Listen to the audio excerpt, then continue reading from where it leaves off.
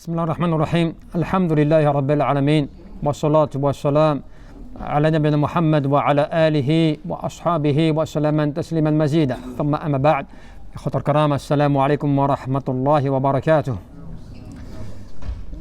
Inch'Allah, إخوة الكرام, nous allons réfléchir sur un verset où أحد من العلماء الصالحين, un des pieux, disait تأملت قوله تعالى فمن اتبع هدايا فلا يضل ولا يشقى. Il disait, certes, j'ai médité sur un verset où Allah subhanahu wa ta'ala dit, celui qui suit ma guidance, hudaya, celui qui suit la guidance, donc Allah jalla fi'ula a envoyé, wala yadillu wala yashqa, il ne sera jamais égaré et il ne mènera pas, si je puis dire en fait, une vie de dureté ou difficile. Et donc il dit, wa qala al-mufassirun, et donc les commentateurs disent Hudaya Rasulullah sallallahu alayhi wa sallam wa kitabi. Et donc la guidance d'Allah subhanahu wa ta'ala, cela fait référence à l'envoyé d'Allah azza wa jal et fait référence au livre d'Allah subhanahu wa ta'ala qui est le Coran. Et il dit fawajatuhu ala al-haqiqa anna kulla man ittaba'a al-Qur'an wa sunnah wa amila bima fihima faqad salima.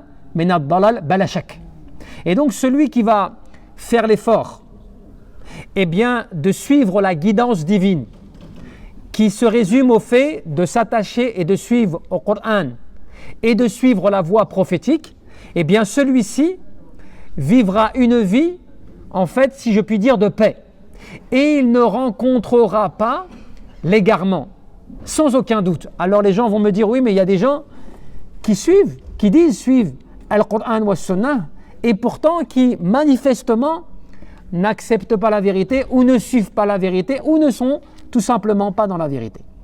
Et bien cela, encore une fois, cela dépend de qu'est-ce que l'on suit véritablement du Qur'an et de la Sunnah. Il y a des gens qui prétendent suivre Al-Qur'an wa Sunnah, mais dans leur vie, ils contredisent Al-Qur'an wa Sunnah toute la journée. Dans leur avis personnel, dans leur pratique religieuse, dans leur comportement, dans la dévotion qu'ils doivent à Allah subhanahu wa ta'ala, ils sont dans une contradiction totale. Donc c'est normal que lorsque toi, tu prétends une chose, bilisanik, avec ta langue, mais que fi amalik, dans ton action, tu contredis ce que tu dis, forcément Allah jalla fi'ula ne te montre pas la bonne voie comme cela. Allah, il ne te met pas sur la droiture. C'est pour ça que c'est important de comprendre que la guidance véritable et pure, c'est celle que toi tu vas emprunter. Cela veut dire aussi d'accepter l'ordre d'Allah et d'accepter l'ordre du prophète même si cela ne t'arrange pas, même si cela ne te fait pas du bien, même si cela n'est pas ce que tu aurais voulu faire. Mais c'est cela aussi la lutte, le combat, tu vois, la lutte elle est là, c'est qu'il y a des choses qui me sont commandées, parce qu'il y a des gens qui disent moi je suis, en fait ils suivent dans ce qui les arrange, dans ce qui va bien avec leur passion, ce qui va bien avec leur avis personnel. Mais dès que cela contredit leur avis personnel ou leur passion, ils ne suivent plus. On te dit quoi? On te dit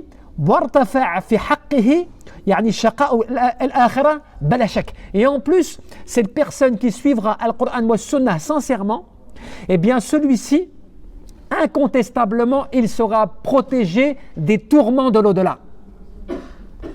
Mais bien sûr, il faut qu'il soit mort sur cela. Il faut que c'est sa conviction principale d'accepter l'ordre d'Allah Jalla fi'ula et de son prophète, même quand cela n'est pas à mon intérêt personnel.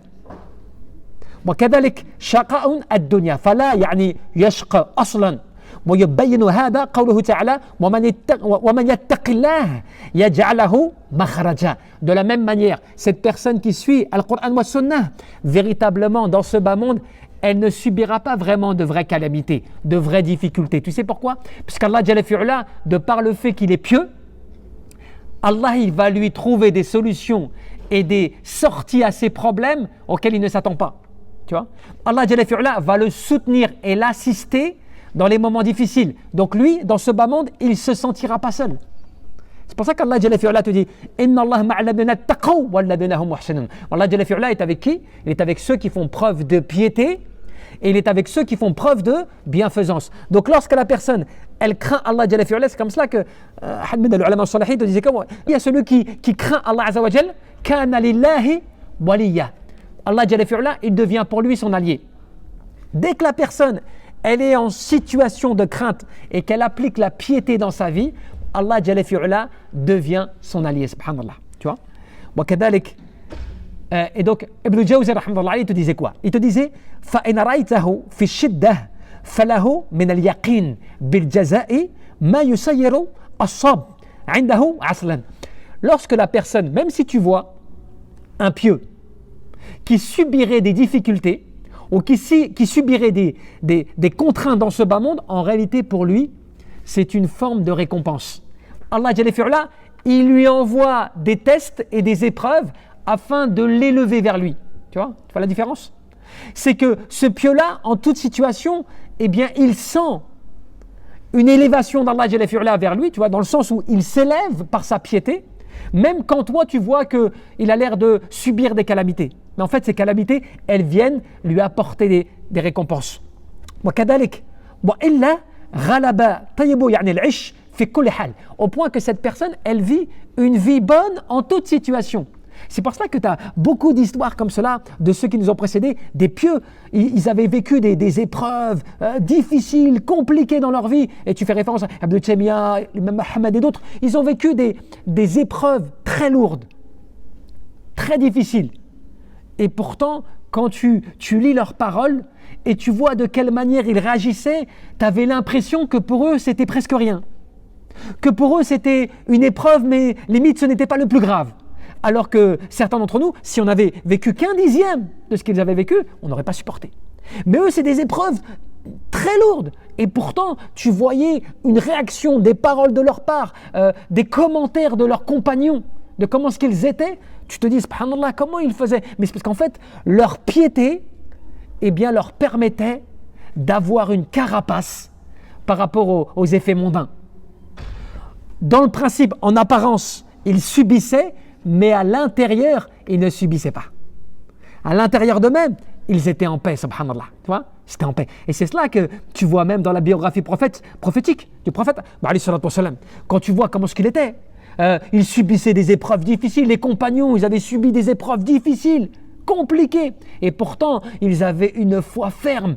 Ils étaient dans une situation, tu vois, de conviction ferme. Parce qu'en fait, ils étaient dans cette piété. Et Allah Jalla fi'ala, dans les moments les plus difficiles, quand c'était le plus dur, Allah Jalla fi'ala, il les assistait. Alors que celui qui est le pécheur, celui qui commet la désobéissance d'Allah Jalla fi'ala, dès que l'épreuve le touche, il désespère. Dès que l'épreuve le touche, il se démotive. Dès que l'épreuve le touche, sa foi chute. Sa foi chute tout de suite. Pourquoi? Parce que c'est les apparences, et quand elles sont touchées, eh bien le fond, il ne réagit pas. Alors que le pieux, c'est profond, tu vois. Et on te dit quoi? On te dit, c'est une règle.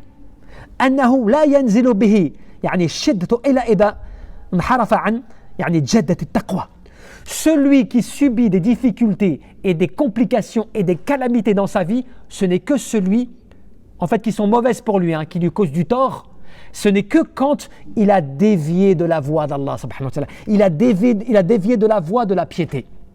Dès que tu commences à t'éloigner de la piété, à t'éloigner de la voie de la piété, eh bien tu subis des choses qui sont comme une forme de rappel, tu vois, d'électrochoc pour que tu réagisses. فأما الملازم يعني الطريق التقوى فلا آفة تطرقه ولا يلبث تنزل به. Celui qui fait preuve de piété, qui est dans vraiment la conviction, qui emprunte la voie de la piété vis-à-vis d'Allah subhanahu wa ta'ala, ces épreuves à lui, elles n'ont pas un impact dans sa foi. Au contraire, des fois, l'épreuve lui élève sa foi, subhanallah. Des fois, l'épreuve le monte au niveau. Il était déjà à un niveau. Il subit une épreuve et il est encore plus haut. Toi, sa foi, elle augmente encore plus, subhanallah. Tu te dis, mais comment c'est possible? La personne, elle est bien déjà, mashallah, mais dès qu'il subit une épreuve, eh bien, tu as l'impression qu'il élève encore plus son niveau.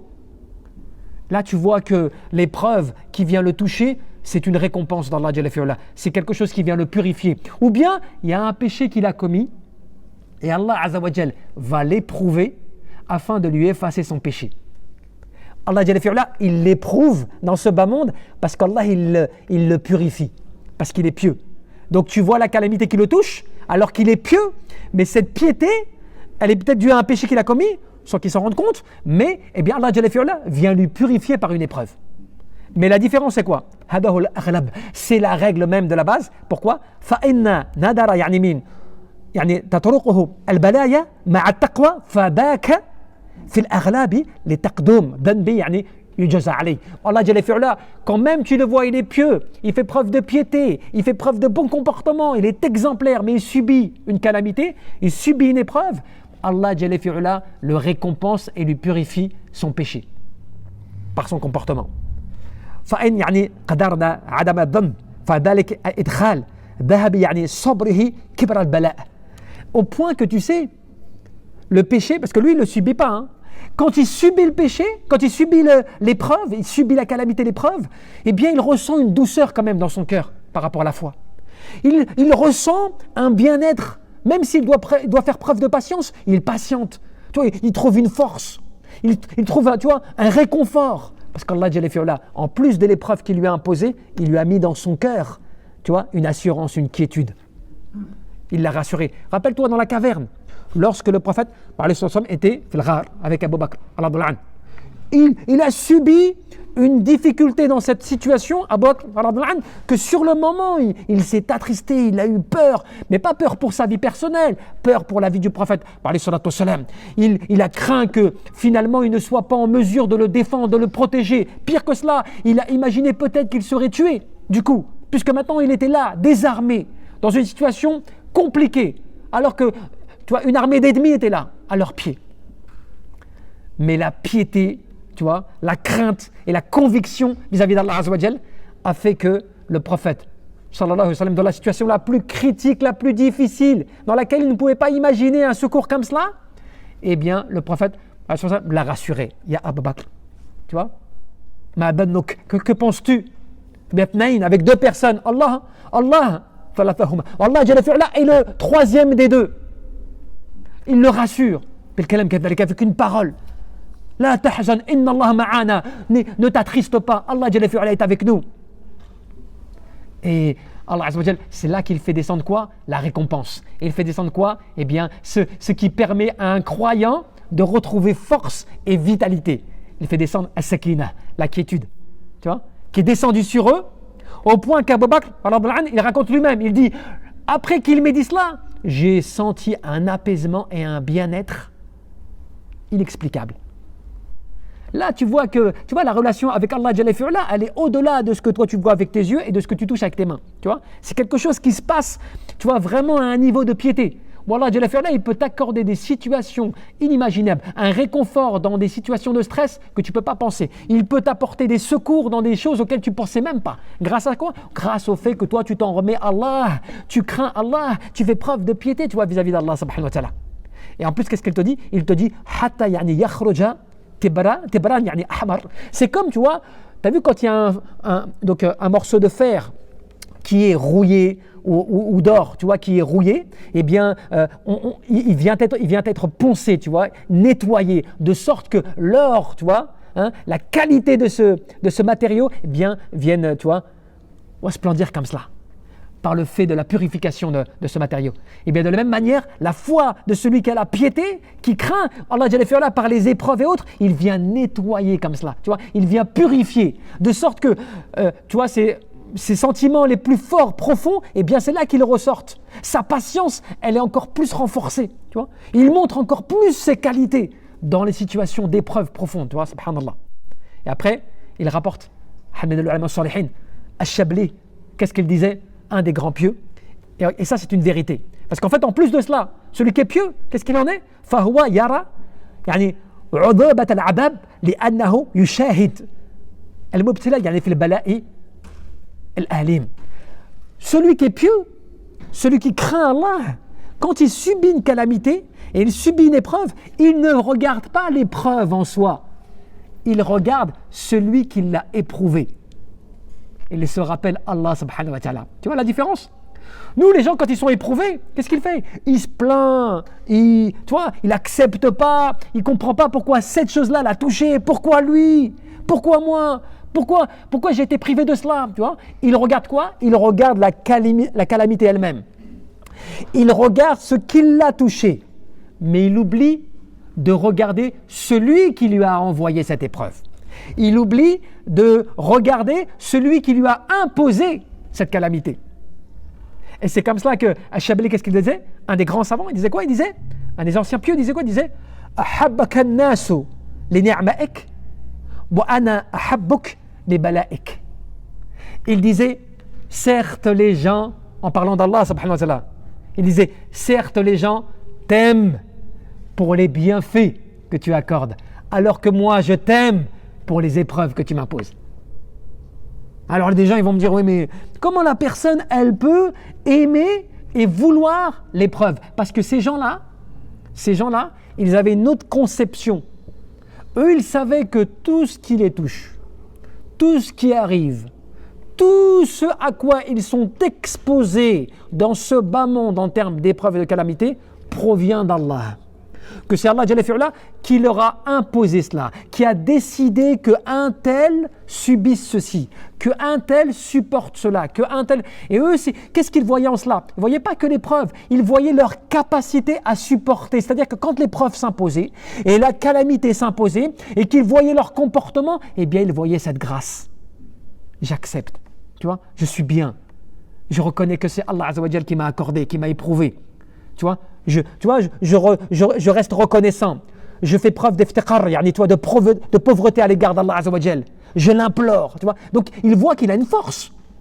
Il voit qu'il a une réaction qui est positive, tu vois. Et donc, c'est cela qu'il voyait, cette grâce qu'il lui a accordée dans l'épreuve. Donc, il dit, eh bien, voilà ce qu'il aime. Donc, c'est comme certains, tu vois, des ulama, ils nous rappelaient à quel point que c'est là qu'il faut que tu regardes, tu fasses attention quand l'épreuve, elle arrive. Même le bienfait, tu as vu, on a parlé d'épreuve, même le bienfait. Il y a des gens, des fois, quand ils ont des bienfaits et qu'ils reçoivent beaucoup de bienfaits, qu'est-ce qu'ils font? Ils regardent les bienfaits. Hein. Ah, t'as vu ce que j'ai eu? Ah, mashallah, j'ai touché cela. Ah, mashallah, j'ai gagné ceci. Ah, mashallah, j'ai profité de cela. Mais dans tout ce que tu dis là, tu oublies de regarder celui qui t'a accordé cela. Dans la plupart des cas, les gens regardent les bienfaits d'Allah. Mais ils oublient de regarder qui a accordé ces bienfaits. Normalement, le bon comportement, c'est tu reçois les bienfaits et ça te pousse à revenir vers Allah et à te rappeler Allah et à implorer et à reconnaître la grâce que tu dois à Allah Azza wa Jal, toi, et que tu dois le remercier et agir en conséquence et augmenter en ta'at, en obéissance à Allah Azza wa Jal. Tu sais pourquoi? Parce que tu as été touché par des grâces. Nous, aujourd'hui, les gens, ils sont contents d'eux. Tu reçois des grâces, des bienfaits, tu as augmenté ton salaire, tu as pris des postes élevés, tu vois, mashallah, tu t'es marié, tu as des enfants, tu es content, tu remercies alhamdulillah, mashallah. Mais tu n'augmentes pas en obéissance, tu n'augmentes pas en adoration, tu n'augmentes pas, tu vois, en rapprochement d'Allah Azza wa Jal, tu vois. Tout cela, tu restes le même, tu ne bouges pas. Juste ta langue, elle s'humidifie par le fait de répéter constamment alhamdulillah, c'est bien, bélisan n'est qu'avec ta langue. Mais la meilleure des grâces et la meilleure des reconnaissances, elle est comment? Elle est dans l'application et l'augmentation de l'obéissance à Allah Azza wa Jal.